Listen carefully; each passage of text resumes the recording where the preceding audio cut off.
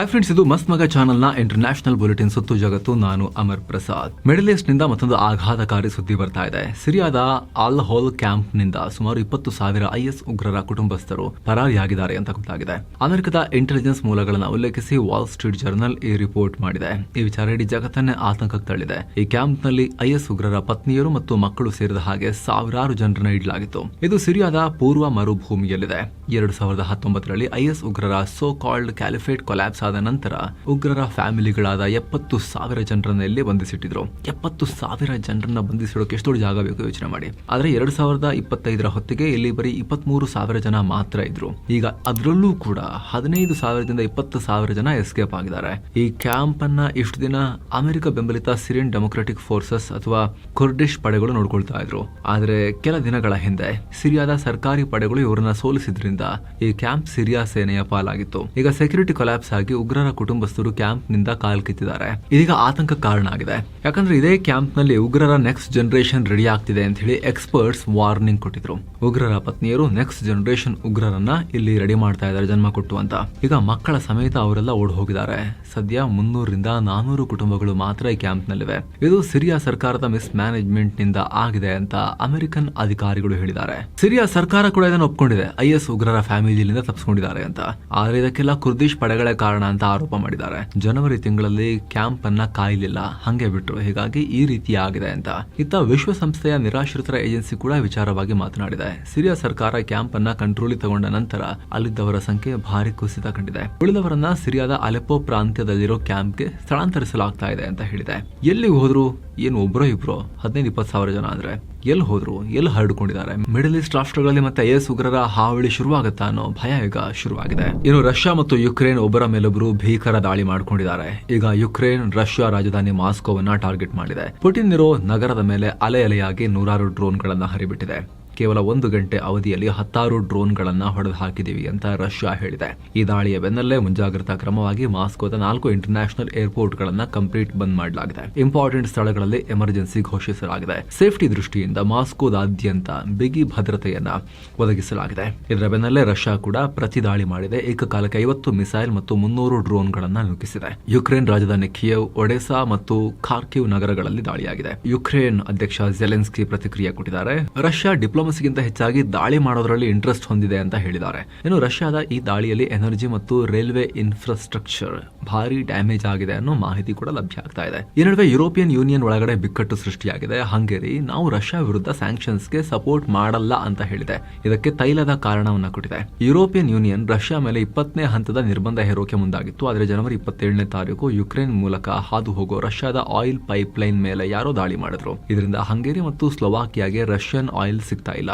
ಇದು ಯುಕ್ರೇನ್ ಮಾಡಿರೋ ಪ್ಲಾನ್ ಅಂತ ಹಂಗೇರಿ ಆರೋಪ ಮಾಡ್ತಿದೆ. ಆದ್ರೆ ಈ ದಾಳಿ ನಾವು ಮಾಡಿಲ್ಲ, ರಷ್ಯಾನೇ ಮಾಡಿದ್ದು ಅನ್ನೋದು ಯುಕ್ರೇನ್ನ ವಾದ. ಹೀಗಾಗಿ ಹಂಗೇರಿ ರೊಚ್ಚಿಗೆದ್ದಿದೆ. ಯುರೋಪಿಯನ್ ಯೂನಿಯನ್ಗೆ ಬೆದರಿಕೆ ಹಾಕಿದ್ದಾರೆ. ಮತ್ತೊಂದು ಕಡೆ ಸ್ಲೋವಾಕಿಯಾ ಕೂಡ ಯುಕ್ರೇನ್ ಈ ರೀತಿ ಮಾಡಿದ್ರೆ ನಿಮಗೆ ಕರೆಂಟೇ ಕೊಡಲ್ಲ, ಕಟ್ ಮಾಡ್ತೀವಿ ಅಂತ ಹೇಳಿ ವಾರ್ನಿಂಗ್ ಕೊಟ್ಟಿದ್ದಾರೆ. ಇನ್ನು ಅಫ್ಘಾನಿಸ್ತಾನದ ಮೇಲೆ ಪಾಕ್ ಮಾಡಿರೋ ದಾಳಿಯನ್ನ ಭಾರತ ತೀವ್ರವಾಗಿ ಖಂಡಿಸಿದೆ. ಪವಿತ್ರ ರಂಜಾನ್ ತಿಂಗಳಲ್ಲಿ ಅಮಾಯಕ ಮಹಿಳೆಯರು ಮತ್ತು ಮಕ್ಕಳ ಮೇಲೆ ದಾಳಿಯಾಗಿದೆ.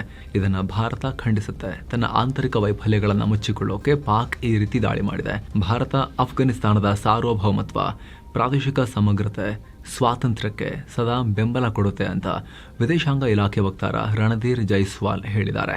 ಇನ್ನು ಈ ದಾಳಿಯಲ್ಲಿ ಮಕ್ಕಳು, ಮಹಿಳೆಯರು ಸೇರಿ ಒಂದೇ ಕುಟುಂಬದ 16 ಜನ ಸಾವನ್ನಪ್ಪಿದ್ರು ಅಂತ ಅಂತಾರಾಷ್ಟ್ರೀಯ ಮಾನವ ಹಕ್ಕುಗಳ ಸಂಘಟನೆ ಹೇಳಿತ್ತು. ಆದರೂ ಪಾಕಿಸ್ತಾನ ಅವರೆಲ್ಲ ಉಗ್ರರು ಅಂತ ಹೇಳಿದೆ. ಅಫ್ಘಾನ್ನಲ್ಲಿ 7 ಅಡಗುದಾಣಗಳನ್ನ ಟಾರ್ಗೆಟ್ ಮಾಡಿದ್ವಿ. ಇದರಲ್ಲಿ 70 ಉಗ್ರರು ಪ್ರಾಣ ಕಳ್ಕೊಂಡಿದ್ದಾರೆ ಅಂತ ಚೌಧರಿ ಹೇಳಿದ್ದಾರೆ. ಅಫ್ಘಾನಿಸ್ತಾನ ಬಹಳ ಹಿಂದಿನಿಂದಲೂ ಪಾಕ್ ಒಳಗೆ ಭಯೋತ್ಪಾದನೆಯನ್ನ ಹರಡ್ತಾ ಇದೆ. ಪಾಕಿಸ್ತಾನ ತನ್ನ ಪ್ರಜೆಗಳನ್ನ ಮತ್ತು ಆಸ್ತಿ ಪಾಸ್ತಿಯನ್ನ ರಕ್ಷಿಸೋಕೆ ಏನ್ ಬೇಕೋ ಎಲ್ಲ ಕ್ರಮವನ್ನ ತಗೊಳ್ಳುತ್ತೆ ಅಂತ ಹೇಳಿದ್ದಾರೆ. ಇನ್ನು ಈ ದಾಳಿಗೆ ತಾಲಿಬಾನ್ ಸರ್ಕಾರ ಕೂಡ ರೊಚ್ಚಿಗೆದ್ದಿದೆ. ಅಫ್ಘಾನ್ನಲ್ಲಿರೋ ಪಾಕ್ ರಾಯಭಾರಿಯನ್ನ ಕರೆಸಿ ಪ್ರತಿಭಟನೆ ದಾಖಲಿಸಿದೆ. ಇದು ಪ್ರಚೋದನಕಾರಿ ಕೃತ್ಯ, ಇದು ನಮ್ಮ ಸಾರ್ವಭೌಮತ್ವದ ಉಲ್ಲಂಘನೆ, ಇದರ ಪರಿಣಾಮಗಳಿಗೆ ಪಾಕಿಸ್ತಾನವೇ ಹೊಣೆ ಅಂತ ಹೇಳಿದೆ. ಇತ್ತ ಪಾಕಿಸ್ತಾನ ಗಡಿಯಲ್ಲಿ ಭಾರತಕ್ಕೆ ಪ್ರಚೋದನೆ ಕೊಟ್ಟಿದೆ. ಕಥ್ವಾ ಜಿಲ್ಲೆಯ ಭಾರತ ಪಾಕ್ ಅಂತಾರಾಷ್ಟ್ರೀಯ ಗಡಿಯಲ್ಲಿ ಭಾನುವಾರ ರಾತ್ರಿ ಪಾಕ್ ಡ್ರೋನ್ ಕಾಣಿಸಿಕೊಂಡಿದೆ. ತಕ್ಷಣ ಎಚ್ಚೆತ್ತ ಭದ್ರತಾ ಪಡೆಗಳು ಇಡೀ ಏರಿಯಾವನ್ನ ಸುತ್ತುವರೆದು ದೊಡ್ಡ ಮಟ್ಟದ ಸರ್ಚ್ ಆಪರೇಷನ್ ಶುರು ಮಾಡಿದ್ರು. ಇಲ್ಲಿ ಸ್ನೇಹಿತರೆ ಕಳೆದ 2 ತಿಂಗಳ ಒಳಗಡೆ 5ರಿಂದ 6ನೇ ಸಲ ಈ ರೀತಿ ಡ್ರೋನ್ ಹಾರಿಸಿದ್ದಾರೆ ಪಾಕಿಗಳು. ಇನ್ನು ಮೆಕ್ಸಿಕೋ ನಶಾಲೋಕದ ಸಾಮ್ರಾಟ ಎಲ್ ಮಂಚೋ ಕತೆ ಫಿನಿಶ್ ಆಗಿದೆ. ಫೆಬ್ರವರಿ 22ರ ಭಾನುವಾರ ತಡರಾತ್ರಿ ಈತ ಜಾಲಿಸ್ಕೋ ಪ್ರಾಂತ್ಯದ ಟಪಾಲ್ಪಾ ಅನ್ನೋ ಕಡೆ ಬಚ್ಚಿಟ್ಕೊಂಡಿದ್ದಾನೆ ಅಂತ ಮಾಹಿತಿ ಲಭ್ಯವಾಗಿತ್ತು. ಇದರ ಆಧಾರದ ಮೇಲೆ ಮೆಕ್ಸಿಕೋ ಸೇನೆಯ ವಿಶೇಷ ಪಡೆಗಳು ವಾಯುದಾಳಿ ನಡೆಸಿದ್ವು. ಅಮೆರಿಕ ಇದಕ್ಕೆ ಇಂಟೆಲಿಜೆನ್ಸ್ ಸಪೋರ್ಟ್ ಕೊಟ್ಟಿತ್ತು. ಮೊದಲಿಗೆ ಬ್ಲಾಕ್ ಹಾಕ್ ಹೆಲಿಕಾಪ್ಟರ್ಗಳ ಮೂಲಕ ಪ್ರದೇಶವನ್ನ ಸುತ್ತುವರೆದಿದ್ರು. ಸೈನಿಕರು ಬರ್ತಾ ಇದ್ದ ಹಾಗೆ ಎಲ್ ಮಂಚೋನ ಪಡೆಗಳು ಪ್ರತಿದಾಳಿ ಮಾಡಿದ್ರು. ಅಂತಿಮವಾಗಿ ಅಮೆರಿಕ ಕೊಟ್ಟ ನಿಖರ ಮಾಹಿತಿ ಮೇರೆಗೆ ಮೆಕ್ಸಿಕೋ ಸೇನೆ ಎಲ್ ಮಂಚೋ ಇದ್ದ ಜಾಗಕ್ಕೆ ಸ್ಫೋಟಕವನ್ನ ಸುರಿದ್ವು. ಎಲ್ ಮಂಚೋ ತೀವ್ರ ಗಾಯಗೊಂಡಿದ್ದ. ಹೆಚ್ಚಿನ ಚಿಕಿತ್ಸೆಗಾಗಿ ಹೆಲಿಕಾಪ್ಟರ್ ಮೂಲಕ ಏರ್ ಲಿಫ್ಟ್ ಮಾಡಲಾಗ್ತಿತ್ತು. ಆದರೆ ಮಾರ್ಗ ಮಧ್ಯೆ ಮೃತಪಟ್ಟಿದ್ದಾನೆ. ಈ ಮೂಲಕ ನಶಾಲೋಕದ ಅತಿ ದೊಡ್ಡ ರಾಕ್ಷಸ ವೃಕ್ಷ ಈಗ ಮಣ್ಣಾಗಿದೆ. ಈ ಸುದ್ದಿ ಹೊರಬೀಳ್ತಿದ್ದ ಹಾಗೆ ಆತನ ಗ್ಯಾಂಗ್ ಸದಸ್ಯರು ಉಗ್ರರಾಗಿ ಬದಲಾಗಿದ್ದಾರೆ. ಮೆಕ್ಸಿಕೋದ ಬೀದಿಗಳಲ್ಲಿ ರಾಕ್ಷಸಿ ಕೃತ್ಯಗಳನ್ನ ನಡೆಸ್ತಾ ಇದ್ದಾರೆ. Airport, highway, flyover, bank, ATM, petrol bunk, apartment, ಸರ್ಕಾರಿ ಕಟ್ಟಡ, ಕಾರು, ಬಸ್, ಮಾಲ್ ಹೀಗೆ ಎಲ್ಲದರ ಮೇಲೂ ದಾಳಿ ಮಾಡ್ತಾ ಇದ್ದಾರೆ. ಒಂಥರ ಮಾಫಿಯಾ ಆಗ್ಬಿಟ್ಟಿದ್ರು. ಒಂಥರ ಮಾಫಿಯಾ ರೂಲ್ ನಡೆಸ್ತಾ ಇದ್ರು. ಅಲ್ಲಿನ ಪೊಲೀಸರು ಸೇನೆ ಲೆವೆಲ್ಗೆ ಇವ್ರದ್ದು ಪ್ರತ್ಯೇಕ ಸೇನೆ ಕಟ್ಕೊಂಡಿದ್ರು. ಅವರೆಲ್ಲ ಬೀದಿಗಿಳಿದೀಗ ಯುದ್ಧ ಸಾರಿದ್ದಾರೆ ಮೆಕ್ಸಿಕೋ ಸರ್ಕಾರದ ವಿರುದ್ಧ. ಏನ್ ನಡೀತಾ ಇದೆ? ಏನಿದು ಮೆಕ್ಸಿಕೋದ ನಶಾ ಸಾಮ್ರಾಜ್ಯ? ವಿಶೇಷ ವರದಿಯಲ್ಲಿ ಈ ಮಾಫಿಯಾ ಬಗ್ಗೆ ನಾವು ನಿಮಗೆ ಡೀಟೇಲ್ ಆಗಿ ಮಾಹಿತಿಯನ್ನು ಅತಿ ಶೀಘ್ರದಲ್ಲಿ ಕೊಡ್ತೀವಿ. ಸಬ್ಸ್ಕ್ರೈಬ್ ಮಾಡಿರೋ ವೀಕ್ಷಕರಿಗೆ ನೇರವಾಗಿ ಆ ಮಾಹಿತಿ ತಲುಪುತ್ತೆ. ಇನ್ನು ಅಮೆರಿಕ ಇರಾನ್ ಮೇಲೆ ದಾಳಿ ಮಾಡಬಹುದು ಅಂತಿರೋ ಹೊತ್ತಲ್ಲೇ ಇರಾನ್ ಕಡೆಯಿಂದ ಇಂಟ್ರೆಸ್ಟಿಂಗ್ ಮಾಹಿತಿ ಹೊರಬಿದ್ದಿದೆ. ಇರಾನ್ ರಷ್ಯಾ ಜೊತೆ 5,300 ಕೋಟಿ ರೂಪಾಯಿ ಮೌಲ್ಯದ ಸೀಕ್ರೆಟ್ ಶಸ್ತ್ರಾಸ್ತ್ರ ಡೀಲ್ ಮಾಡಿಕೊಂಡಿದೆ. ಇದರ ಪ್ರಕಾರ ರಷ್ಯಾ ಇರಾನ್ಗೆ ಸೈನಿಕರು ಅವ್ರ ಹೆಗಲ ಮೇಲೆ ಹಾಕೊಂಡು ಫೈರ್ ಮಾಡಬಲ್ಲ 500 ವರ್ಬಾ ಲಾಂಚ್ ಯೂನಿಟ್ಗಳನ್ನು ಸಪ್ಲೈ ಮಾಡ್ತಾರೆ. ಹಾಗೆ 2,500 9M336 ಕ್ಷಿಪಣಿಗಳನ್ನು ಪೂರೈಕೆ ಮಾಡ್ತಾರೆ. ಈ ಮಿಸೈಲ್ಗಳನ್ನ ಸೈನಿಕರು ಕಾಡು, ಬೆಟ್ಟ ಅಥವಾ ಬಿಲ್ಡಿಂಗ್ಗಳ ಮೇಲಿಂದ ಎಲ್ಲಿಂದ ಬೇಕಾದರೂ ಫೈರ್ ಮಾಡಬಹುದು. ದೊಡ್ಡ ದೊಡ್ಡ ರೆಡಾರ್ ಕಣ್ತಪ್ಪಿಸಿ ತೀರಾ ಕೆಳಮಟ್ಟದಲ್ಲಿ ಹಾರಿ ಬರೋ ಶತ್ರುಗಳ ಡ್ರೋನ್, ಫೈಟರ್ ಜೆಟ್ಗಳನ್ನ ನೋಡಿದ ತಕ್ಷಣ ಇವರು ಹೊಡೆದು ಹಾಕಬಹುದು. ಶತ್ರುಗಳು ತಪ್ಪಿಸಿಕೊಳ್ಳೋಕೆ ಎಷ್ಟೇ ಡಿಕಾಯ್ ಅಂದ್ರೆ ನಕಲಿ ಟಾರ್ಗೆಟ್ ಬಿಟ್ಟರೂ ಕೂಡ ಕನ್ಫ್ಯೂಸ್ ಆಗದೆ ನಿಖರವಾಗಿ ಅಸಲಿ ಟಾರ್ಗೆಟ್ ಅನ್ನ ಪತ್ತೆ ಹಚ್ಚಿ ಹೊಡೆದು ಹಾಕೋದ್ರ ಸ್ಪೆಷಾಲಿಟಿ. ಸಿರಿಯಾ ಕದನದಲ್ಲೂ ರಷ್ಯಾ ಇದನ್ನ ಯೂಸ್ ಮಾಡಿತ್ತು. ಕಳೆದ ವರ್ಷ ಜೂನ್ನಲ್ಲಿ ಅಮೆರಿಕ ಇರಾನ್ನ 3 ಪ್ರಮುಖ ಪರಮಾಣು ನೆಲೆಗಳ ಮೇಲೆ ದಾಳಿ ಮಾಡ್ತಲ್ಲ, ಆಗ ಇರಾನ್ ಈ ಆಯುಧಗಳಿಗಾಗಿ ಬೇಡಿಕೆ ಇಟ್ಟಿತ್ತು. ಇದಾದ ನಂತರ 2025ರ ಡಿಸೆಂಬರ್ನಲ್ಲಿ ರಷ್ಯಾ ಮತ್ತು ಇರಾನ್ ನಡುವೆ ಈ ಒಪ್ಪಂದ ಆಗಿದೆ. ಅದರಂತೆ 2027ರಿಂದ 2029ರವರೆಗೆ ಒಟ್ಟು 3 ಹಂತಗಳಲ್ಲಿ ರಷ್ಯಾ ಈ ಕ್ಷಿಪಣಿಗಳನ್ನ ಇರಾನ್ಗೆ ಡೆಲಿವರಿ ಮಾಡುತ್ತೆ. ಆದ್ರೆ ಅಲ್ಲಿ ತನಕ ಖಾಮಿನೆಗಳು ಅಲ್ಲಿರಬೇಕು ಅಷ್ಟೇ. ಇನ್ನು ಇರಾನ್ ಮತ್ತು ಅಮೆರಿಕ ನಡುವೆ 3ನೇ ಸುತ್ತಿನ ಮಾತುಕತೆ ಫೆಬ್ರವರಿ 26ನೇ ತಾರೀಕು ಸ್ವಿಟ್ಜರ್ಲೆಂಡ್ನ ಜಿನೀವಾದಲ್ಲಿ ನಡೆಯುತ್ತೆ. ಈ ವಿಚಾರವಾಗಿ ಇರಾನ್ ಅಧ್ಯಕ್ಷ ಮಸೌದ್ ಪೆಜೆಶ್ಕಿಯಾನ್ ರಿಯಾಕ್ಟ್ ಮಾಡಿದ್ದಾರೆ. ಈ ಮಾತುಕತೆ ಮುನ್ನ ಕೆಲ ಪಾಸಿಟಿವ್ ಸುಳಿವುಗಳು ಸಿಕ್ಕಿವೆ. ಆದ್ರೂ ನಾವು ಯಾವುದೇ ಪರಿಸ್ಥಿತಿಯನ್ನ ಎದುರಿಸೋಕೆ ಸಜ್ಜಾಗಿ ನಿಂತಿದ್ದೀವಿ ಅಂತ ಹೇಳಿದ್ದಾರೆ. ಇನ್ನೊಂದು ಕಡೆ ಅಮೆರಿಕದ ಪ್ರತಿನಿಧಿ ಸ್ಟೀವ್ ವಿಟ್ಕಾಫ್ ಇರಾನ್ ಮೇಲೆ ಇಷ್ಟೆಲ್ಲ ಪ್ರೆಷರ್ ಇದ್ರು ಅವರು ಇನ್ನೂ ಯಾಕೆ ಶರಣಾಗ್ತಿಲ್ಲ ಅಂತ ಅಸಹನೆ ವ್ಯಕ್ತಪಡಿಸಿದ್ದಾರೆ. ಇನ್ನು ಇದಕ್ಕೂ ಇರಾನ್ ವಿದೇಶಾಂಗ ಸಚಿವ ಅಬ್ಬಾಸ್ ಅರಾಕ್ಚಿ ಪ್ರತಿಕ್ರಿಯೆ ಕೊಟ್ಟು, ನಾವು ಇರಾನಿಯನ್ರಿ, ಹೀಗೆಲ್ಲ ತಲೆ ಬಾಗಲ್ಲರಿ ಅನ್ನೋ ಹೇಳಿಕೆ ಕೊಟ್ಟಿದ್ದಾರೆ. ಇನ್ನು ಭಾರತದಲ್ಲಿ ಪಾಕ್ ಪ್ರೇಮಿಗಳ ಬೇಟೆ ಮುಂದುವರೆದಿದೆ. ಈಗ ಪಶ್ಚಿಮ ಬಂಗಾಳದ ಮುರ್ಷಿದಾಬಾದ್ನಲ್ಲಿ ಪಾಕ್ ಪರ ಬೇಹುಗಾರಿಕೆ ಮಾಡಿದ 2 ಬಂಧಿಸಲಾಗಿದೆ. ಇವ್ರನ್ನ ಜುಹಾಬ್ ಶೇಖ್ ಮತ್ತು ಸುಮನ್ ಶೇಖ್ ಅಂತ ಗುರುತಿಸಲಾಗಿದೆ. ಎತ್ಕೊಂಡು ಹೋಗಿ ಈಗ ಶೇಖ್ ಮಾಡಲಾಗ್ತಾ ಇದೆ ಅವ್ರನ್ನ. ಏನೋ ಈ ಇಬ್ರು ಸಿಮ್ ಕಾರ್ಡ್ ಮಾರಾಟ ಮಾಡೋ ಕೆಲಸ ಮಾಡ್ತಾ ಇದ್ರು. ಇಲ್ಲಿನ ಸಿಮ್ ಕಾರ್ಡ್ಗಳ OTPಗಳನ್ನ ಪಾಕಿಸ್ತಾನಕ್ಕೆ ಕಳಿಸ್ತಾ ಇದ್ರು. ಇಲ್ಲಿರೋ ಜನರ ಸಿಮ್ ಕಾರ್ಡ್ ಬಳಸಿ ವಾಟ್ಸ್ಆಪ್ ಅಕೌಂಟ್ ಕ್ರಿಯೇಟ್ ಮಾಡೋಕೆ ಪಾಕಿಸ್ತಾನದ ಏಜೆಂಟ್ಗಳಿಗೆ OTP ಶೇರ್ ಮಾಡ್ತಾ ಇದ್ರು. ಈ ರೀತಿ OTP ಕೊಟ್ಟಿದ್ದಕ್ಕೆ ಅವರಿಗೆ ಪಾಕಿಸ್ತಾನದಿಂದ ದುಡ್ಡು ಬರ್ತಾ ಇತ್ತು. ಹೀಗೆ ಕ್ರಿಯೇಟ್ ಆದ ವಾಟ್ಸ್ಆಪ್ ಅಕೌಂಟ್ಗಳನ್ನ ಪಾಕ್ನಲ್ಲಿ ಕುಳಿತು ಹ್ಯಾಂಡಲ್ ಮಾಡಲಾಗ್ತಾ ಇತ್ತು. ಇವುಗಳನ್ನ ದೇಶ ವಿರೋಧಿ ಕೃತ್ಯಗಳಿಗೆ ಬಳಸಲಾಗ್ತಾ ಇತ್ತು ಅನ್ನೋದು ಪೊಲೀಸ್ ತನಿಖೆಯಲ್ಲಿ ಈಗ ಬಯಲಾಗಿದೆ. ಸದ್ಯ ಇವರಿಂದ ಹಲವು ಮೊಬೈಲ್ ಫೋನ್ ಮತ್ತು ಸಿಮ್ ಕಾರ್ಡ್ಗಳನ್ನ ವಶಕ್ಕೆ ಪಡೆಯಲಾಗಿದ್ದು ಈ ನೆಟ್ವರ್ಕ್ ಎಷ್ಟು ದೊಡ್ಡದಿದೆ ಅನ್ನೋದರ ಬಗ್ಗೆ ತನಿಖೆ ನಡೀತಾ ಇದೆ. ಇನ್ನು ಪಂಜಾಬ್ನ ಗುರ್ದಾಸ್ಪುರ್ ಬಾರ್ಡರ್ ಬಳಿ 2 ಪೊಲೀಸರನ್ನ ಹತ್ಯೆ ಮಾಡಲಾಗಿತ್ತು. ಈಗ ಇದರ ಹಿಂದೆ ತೆಹರಿಕೆ ತಾಲಿಬಾನ್ ಹಿಂದೂಸ್ತಾನ್ ಅನ್ನೋ ಸಂಘಟನೆಯ ಕೈವಾಡ ಇದೆ ಅನ್ನೋ ಪೋಸ್ಟರ್ಗಳು ಸೋಷಿಯಲ್ ಮೀಡಿಯಾದಲ್ಲಿ ಹರಿದಾಡ್ತಿವೆ. ಪಾಕ್ ಮೂಲದ ಈ ಹೊಸ ಸಂಘಟನೆ ಪೊಲೀಸರ ಕೊಲೆಗೆ ನಾವೇ ಕಾರಣ ಅಂತ ಕ್ಲೇಮ್ ಮಾಡ್ಕೊಳ್ತಿದೆ. ಆದ್ರೆ ಪಂಜಾಬ್ ಪೊಲೀಸರು ಮಾತ್ರ ಈ ಕ್ಲೇಮ್ ಅನ್ನ ಅಲ್ಲಗಳೆದಿದ್ದಾರೆ. ಈ ಹೆಸರನ್ನ ಯಾವುದೇ ಸಂಘಟನೆ ಪಂಜಾಬ್ನಲ್ಲಾಗ್ಲಿ ಅಥವಾ ಭಾರತದಲ್ಲಾಗ್ಲಿ ಅಸ್ತಿತ್ವದಲ್ಲೇ ಇಲ್ಲ ಅಂತ ಹೇಳಿದ್ದಾರೆ. ಬಹುಶಃ ಕೇಸ್ನ ದಾರಿ ತಪ್ಪಿಸೋಕೆ ಉಗ್ರರು ಈ ರೀತಿ ಪೋಸ್ಟರ್ ಹಾಕಿರಬಹುದು ಅಂತ ಅನುಮಾನ ವ್ಯಕ್ತಪಡಿಸಿದ್ದಾರೆ. ಸದ್ಯ CCTV ಚೆಕ್ ಮಾಡ್ತಿರೋ ಪೊಲೀಸರು ಬೈಕ್ ನಲ್ಲಿ ಬಂದ 5 ಶಂಕಿತರ ಸುಳಿವನ್ನ ಹಿಡಿದಿದ್ದಾರೆ. ತನಿಖೆ ಕಂಟಿನ್ಯೂ ಆಗಿದೆ.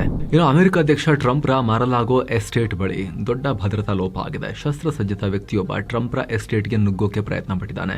ಈತನನ್ನ ಅಮೆರಿಕದ ಸೀಕ್ರೆಟ್ ಸರ್ವಿಸ್ ಏಜೆಂಟ್ಗಳು, ಅಮೆರಿಕದ ಪ್ರೆಸಿಡೆಂಟ್ಗೆ ರಕ್ಷಣೆ ಕೊಡ್ತಾರಲ್ಲ, ಇವರು ಹೊಡೆದು ಹಾಕಿದ್ದಾರೆ. ಮೃತನನ್ನ 21 ವರ್ಷದ ಆಸ್ಟಿನ್ ಟಕರ್ ಮಾರ್ಟಿನ್ ಅಂತ ಗುರುತಿಸಲಾಗಿದೆ. ಕಟ್ಟ ಟ್ರಂಪ್ ಬೆಂಬಲಿಗ ಅಂತೆ. ಇತ್ತೀಚೆಗೆ ರಿಲೀಸ್ ಆಗಿರೋ ಜೆಫ್ರಿ ಎಪ್ಸ್ಟೀನ್ ಫೈಲ್ಸ್ ನೋಡಿ ರುಚಿಗೆತ್ತಿದ್ದ.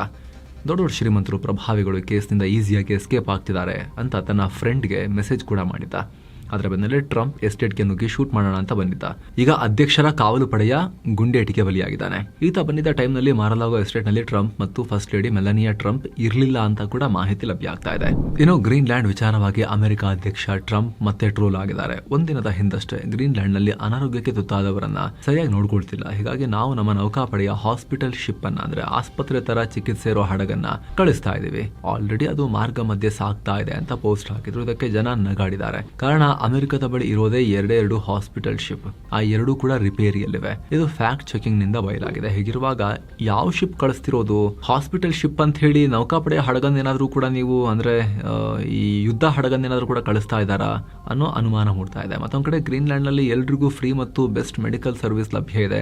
ನಮ್ಮ ಜನರಿಗೆ ನಿಮ್ಮ ವೈದ್ಯಕೀಯ ನೆರವು ಕೊಡೋಕೆ ನೀವು ಶಿಪ್ ಎಲ್ಲ ಕಳಿಸೋ ಅಗತ್ಯ ಇಲ್ಲ ಅಂತ ಗ್ರೀನ್ಲ್ಯಾಂಡ್ ಮತ್ತು ಡೆನ್ಮಾರ್ಕ್ ಲೀಡರ್ಸ್ ಟ್ರಂಪ್ ಪೋಸ್ಟ್ಗೆ ರಿಯಾಕ್ಟ್ ಮಾಡಿದ್ದಾರೆ. ಇನ್ನು ಸ್ನೇಹಿತರೆ, ಅಮೆರಿಕ, ಯುರೋಪ್, ಆಸ್ಟ್ರೇಲಿಯಾ, ನ್ಯೂಜಿಲೆಂಡ್ ಅಲ್ಲೆಲ್ಲ ಹೋಗಿ ಎಜುಕೇಶನ್ ಮಾಡೋ ಆಸಕ್ತಿ ಇದ್ರೆ ಈ ಈವೆಂಟ್ ಒಂದು ಅಪಾರ್ಚುನಿಟಿ. ಡೀಟೇಲ್ಸ್ ಡಿಸ್ಕ್ರಿಪ್ಷನ್ ಮತ್ತು ಪಿನ್ ಮಾಡಿರೋ ಕಾಮೆಂಟ್ ನ ಲಿಂಕ್ ನಲ್ಲಿದೆ.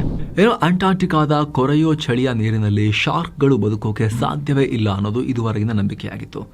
ಆದರೆ ಸೈಂಟಿಸ್ಟ್ಗಳು ಆ ನಂಬಿಕೆಯನ್ನ ಸುಳ್ಳು ಮಾಡಿದ್ದಾರೆ. ಮೊದಲ ಬಾರಿಗೆ ಅಂಟಾರ್ಟಿಕಾದ ಸಾಗರದಲ್ಲಿ ಭಾರಿ ಗಾತ್ರದ ಶಾರ್ಕ್ ಇರೋದನ್ನ ವಿಡಿಯೋ ಸಮೇತ ರೆಕಾರ್ಡ್ ಮಾಡಿದ್ದಾರೆ. ಯಾವುದೊಂದು ದಪ್ಪ ಚರ್ಮದಿಂದ ಕಾಣುತ್ತೆ. ಇದು ಚಳಿ ತಾಗ್ತಾನೆ ಇಲ್ಲ ಇದಕ್ಕೆ. ಸೌತ್ ಶೆಟ್ಲೆಂಡ್ ಐಲ್ಯಾಂಡ್ ಸಮೀಪ ಸುಮಾರು 490 ಮೀಟರ್ ಆಳದಲ್ಲಿ -ಡಿಗ್ರಿ ಹತ್ತಿರ ಇರೋ ನೀರಿನಲ್ಲಿ 3 ರಿಂದ 4 ಮೀಟರ್ ಉದ್ದದ ದೊಡ್ಡ ಶಾರ್ಕ್ ಈಜಾಡ್ತಾ ಇರೋದು ಕಂಡು ಬಂದಿದೆ. ಮಿಂಡೇರೋ UWA deep C research centre ಅನ್ನೋ ಸಂಸ್ಥೆ ಇದನ್ನು ಹುಡುಕಿದೆ. ಬಹುಶಃ ಸತ್ತೋಗಿರೋ ತಿಮಿಂಗಲಗಳನ್ನ ಅಥವಾ ಸ್ಕ್ವಿಡ್ಗಳನ್ನ ತಿಂದುಬಿಟ್ಟು ಅಲ್ಲಿ ಬದುಕ್ತಾ ಇರಬಹುದು ಅಂತ ವಿಜ್ಞಾನಿಗಳು ಅಂದಾಜು ಮಾಡಿದ್ದಾರೆ. ಇನ್ನು ಅಮೆರಿಕದ ಪೂರ್ವ ಕರಾವಳಿಯಲ್ಲಿ ಭೀಕರ ಹಿಮಪಾತ ಅಪ್ಪಳಿಸಿದೆ. ಬ್ಲಿಝರ್ಡ್ ಇಡೀ ನ್ಯೂಯಾರ್ಕ್ ನಗರ ಸ್ತಬ್ಧ ಆಗಿದೆ. ಭಾನುವಾರ ಶುರುವಾದ ಈ ಬೃಹತ್ ಮಂಜಿನ ಮಾರುತದಿಂದ ಬಿರುಗಾಳಿಯಿಂದ ನ್ಯೂಯಾರ್ಕ್, ನ್ಯೂ ಜೆರ್ಸಿ ಸೇರಿದಂತೆ ಹಲವು ರಾಜ್ಯಗಳಲ್ಲಿ ತುರ್ತು ಪರಿಸ್ಥಿತಿ. ಭಾನುವಾರ ಅಂತೂ 3,300ಕ್ಕೂ ಅಧಿಕ ವಿಮಾನಗಳ ಹಾರಾಟ ಕ್ಯಾನ್ಸಲ್ ಮಾಡಲಾಗಿತ್ತು. ಸೋಮವಾರ 4,800ಕ್ಕೂ ಅಧಿಕ ಫ್ಲೈಟ್ಗಳನ್ನು ಮುಂಚಿತವಾಗಿಯೇ ಕ್ಯಾನ್ಸಲ್ ಮಾಡಲಾಗಿದೆ. 5,000ಕ್ಕೂ ಅಧಿಕ ವಿಮಾನಗಳ ಹಾರಾಟ ಡಿಲೇ ಆಗಿದೆ. ಒಂದೇ ರಾತ್ರಿಯಲ್ಲಿ ಪ್ರತಿ ಗಂಟೆಗೆ 2 ಇಂಚಿನಷ್ಟು ಹಿಮಪಾತ ಆಗೋ ಸಾಧ್ಯತೆ ಇದೆ. ಕೇರ್ಫುಲ್ ಆಗಿರಿ ಅಂತ ಹವಾಮಾನ ಮುನ್ಸೂಚನೆ ಇದೆ. ನ್ಯೂಯಾರ್ಕ್ ಸಿಟಿ ಮೇಯರ್ ಜೋಹ್ರನ್ ಮಮ್ದಾನಿ ಕಟ್ಟುನಿಟ್ಟಿನ ಟ್ರಾವೆಲ್ ಬ್ಯಾನ್ ಕೂಡ ಹೇರಿದ್ದಾರೆ. ತುರ್ತು ಅಗತ್ಯ ಇಲ್ಲದೆ ಯಾರು ಕೂಡ ರಸ್ತೆಗಿಳಿಬೇಡಿ ಅನ್ನೋ ಸೂಚನೆ ಕೊಟ್ಟಿದ್ದಾರೆ. ಜೊತೆಗೆ 2019ರ ಬಳಿಕ ಇದೇ ಮೊದಲ ಬಾರಿಗೆ ನ್ಯೂಯಾರ್ಕ್ನ ಎಲ್ಲಾ ಶಾಲೆಗಳಿಗೂ ಸೋಮವಾರ ಒಂದಿನದ ಮಟ್ಟಿಗೆ ಸ್ನೋ ಡೇ ರಜೆಯನ್ನ ಘೋಷಿಸಲಾಗಿದೆ. ಇನ್ನು ನೆರೆಯ ನೇಪಾಳದಲ್ಲಿ ಮತ್ತೆ ಉದ್ವಿಗ್ನತೆ ಎದ್ದಿದೆ. ಕರ್ಫ್ಯೂ ಜಾರಿ ಮಾಡಲಾಗಿದೆ. ಅಲ್ಲಿನ ಬಿರುಗುಂಜ್ನಲ್ಲಿ ಹಿಂದೂ ವ್ಯಕ್ತಿಯೊಬ್ಬರ ಮೇಲೆ ಮುಸ್ಲಿಂ ಗುಂಪು ದಾಳಿ ಮಾಡಿತ್ತು. ಹೀಗಾಗಿ 2 ಸಮುದಾಯಗಳ ನಡುವೆ ಘರ್ಷಣೆಯಾಗಿತ್ತು. ಇದರಿಂದ ಮುನ್ನೆಚ್ಚರಿಕಾ ಕ್ರಮ ತಗೊಂಡಿದ್ದಾರೆ. ಅನಿರ್ದಿಷ್ಟಾವಧಿ ನಿಷೇಧಾಜ್ಞೆ ಜಾರಿಯಾಗಿದೆ. ಸೊ ಫ್ರೆಂಡ್ಸ್, ಇದಾಗಿತ್ತು ಇವತ್ತಿನ ಜಗತ್ತಿನ ಸುತ್ತಾಟ. ವಿಡಿಯೋ ಕೆಳಗಡೆ ಜಾಯಿನ್ ಬಟನ್ ಇದೆ.